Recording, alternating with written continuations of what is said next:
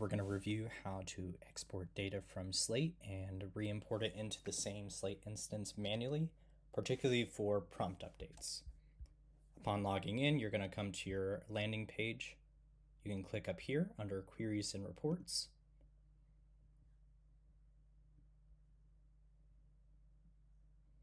And upon loading, if you're not able to see this initially, you can go to All Queries. Next, you will see all folders, and under maintenance, metadata. Here you'll have two different queries that you can use for updating content. Now I've included quick links to both the source format and the knowledge base article in case you want to brush up on it before you make adjustments and import. That's always a good thing before doing things en masse. So if you want to make an adjustment, I also pinned this portion of the filter so that you can make an adjustment to whatever prompt key that you would like it. And basically, upon selecting a prompt key, you would be able to see all the various data points. So right here, you can see 4 matching rows right now for the prompt key of prefix, which is tied to the field of prefix.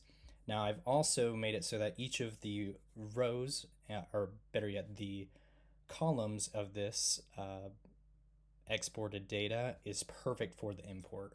So for prompt and field imports, it's actually hyper-specific. It's a Slate templated source format. And there's a number of these for advancement. There's a lot less that are useful than for example, admissions instance. But let's just run the query. It should be quick because there's only 4 rows. And here you can see all the different data points necessary. And it defaults to the export of Excel spreadsheet. So we'll export it. And from there, we're going to go back on the breadcrumb trail. I did that a little quickly, but on the top left. And then here, you'll see I have a quick link to the associated source format. So let's go there next. So we have yet to import anything, but we will see what that looks like here in a minute. So let's say we want to update content. We can go to Update Files, or Upload Files, and we can bring the file there. For our purposes, I'm going to edit the exported data that we received. Right here. And so let's say I want to edit what's there currently. Maybe I don't like the periods that are present. Well, I can remove those, so I can delete the periods.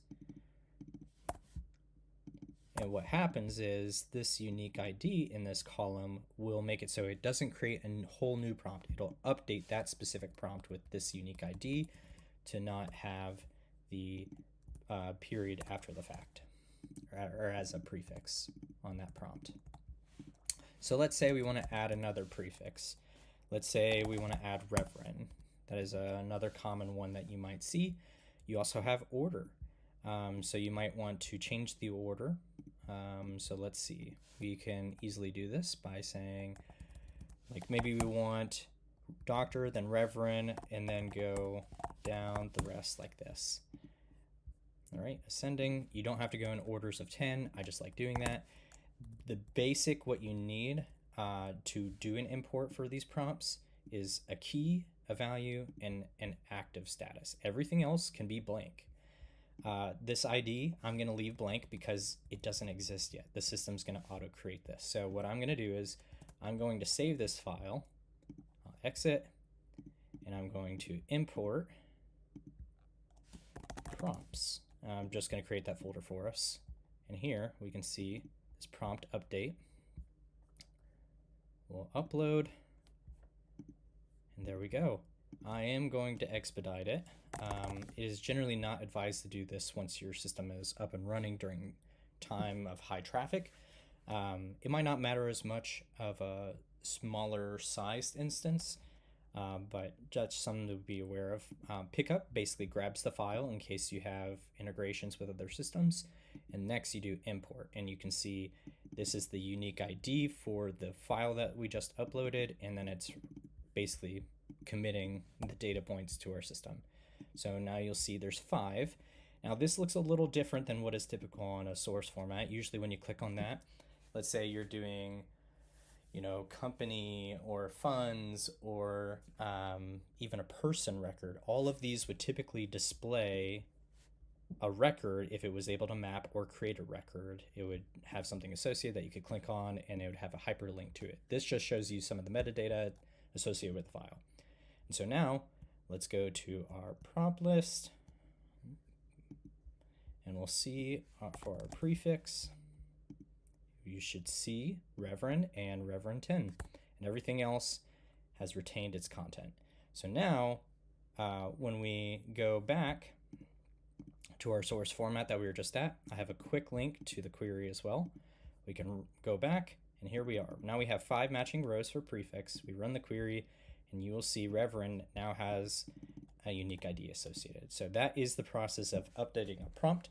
I will say generally prompt updating is fairly common this way, especially if you want to mass manage your system. It's particularly useful for things that have a cycle prep associated with it. So changing things year over year or semester over semester or campaign to campaign, etc. Fields, it's pretty rare to do imports after your initial setup. So I would generally shy away from the field update query that I have created you, but we will probably use it while we set up your system.